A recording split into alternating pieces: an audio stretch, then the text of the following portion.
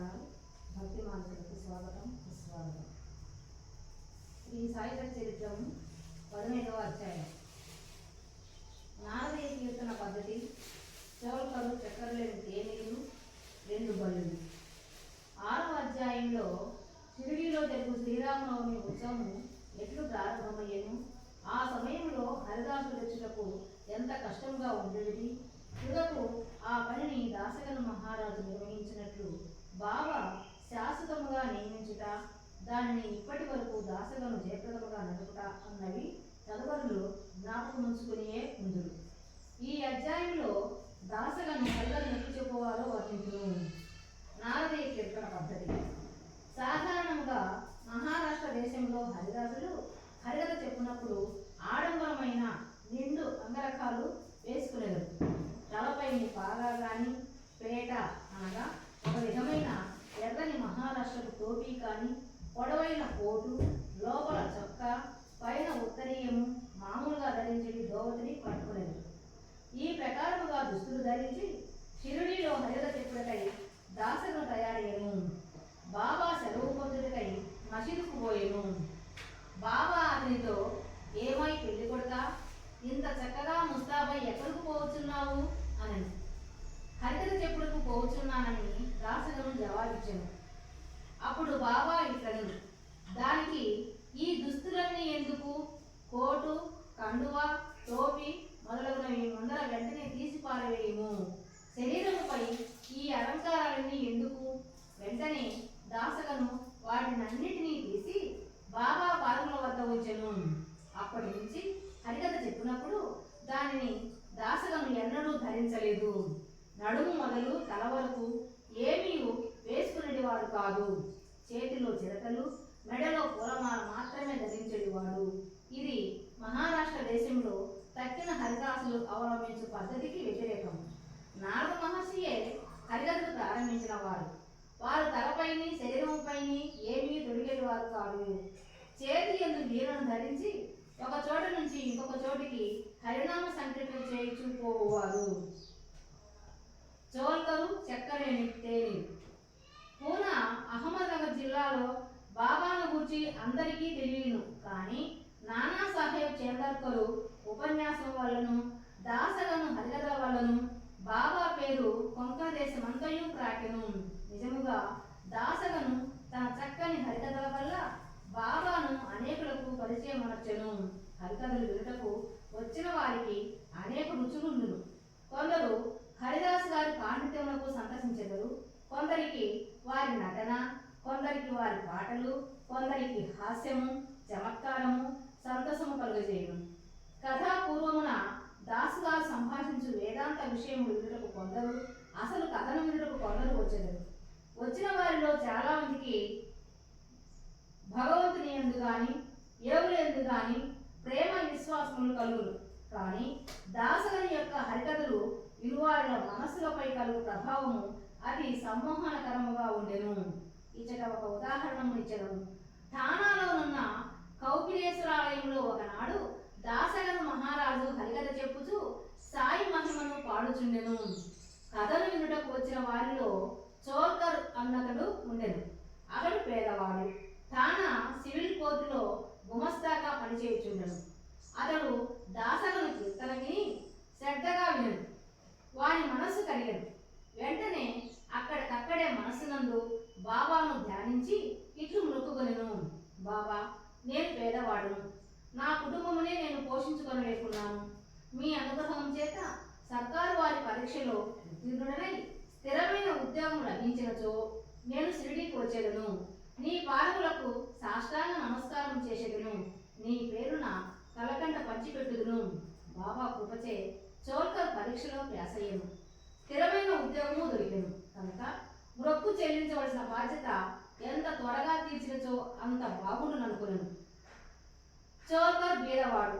వాని కుటుంబం చాలా పెద్దది కనుక షిరిడీ యాత్ర చేయుటకు ఖర్చు పెట్టలేకుండా ఉండెను.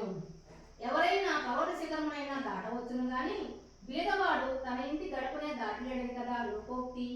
చౌల్కర్ పెద్దలైన శ్రీ సాయి మొక్కును త్వరలో చెల్లించవలనని ఆతృత కలిగను.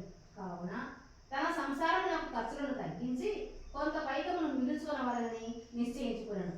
తేనీటిలో వేయి చక్కెరను మాని ఆ మిగిలిన ద్రవ్యము దాచుటకు ప్రారంభించను. ఈ విధముగా కొంత ద్రవ్యమును మిగిల్చిన పిమ్మట షిరిడీకి వచ్చి బాబా పాదములపై పడెను. ఒక టెంకాయ బాబాకు సమర్పించెను. తాను మొక్కుకున్న ప్రకారం కలకండ కూడా పంచిపెట్టెను. తన మనసులోని కోరికలన్నీ ఆనాడు నెరవేరినవనియు తనకు ఎంతయో తృప్తిగా ఉన్నదనియు బాబాతో చెప్పాను. చోల్కలు బాబు సాహెబ్ జోగ్ గృహమందు దిగాను. అప్పుడు వీరిరువురు మసీదులో ఉండేది.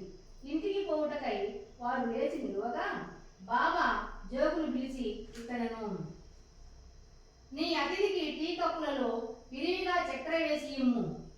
ఈ పలుకులలోని భావమును గ్రహించిన వాడై చోల్కర్ మనస్సు కలిగెను. అతడు ఆశ్చర్యమగ్నుడయ్యను. వాని కన్ను బాష్పములచే నిండెను. తిరిగి బాబా పాదములపై పడెను. జోగు కూడా ఈ మాటలు విని టీ కప్పులలో చక్కెర ఎక్కువగా కలుపుట అను దాని భావము ఏమైండునా అని యోచించెను. బాబా తన పలుకులచే చోల్కర్ మనసునందు భక్తి నమ్మకములను కలుగజేయవలనని ఉద్దేశించెను. వాని మొక్కు ప్రకారము తనకు రావాల్సిన కండ చక్కెర ముట్టినదనియు తేయాకు నీళ్లలో చక్కెరను ఉపయోగించకపోవటను రహస్య మనోనిశ్చయమును చక్కగా కనుగొననని చెప్పాడు. బాబా ఇటు చెప్పనుద్దేశించెను.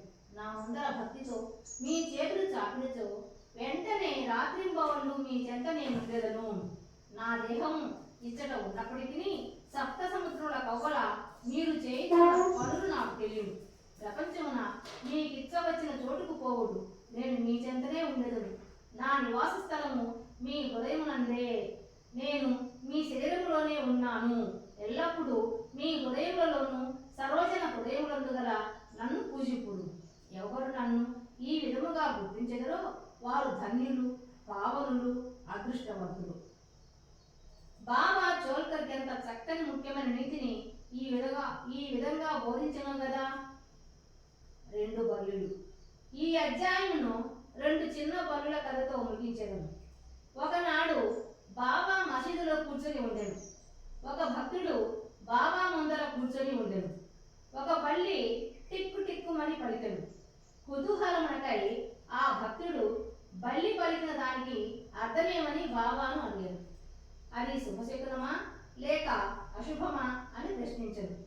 తన చెల్లెలు ఔరంగాబాద్ నుండి తనను చూచుటకు వచ్చునని ఆ బల్లి ఆనందించుతున్నదని బాబా పలికెను.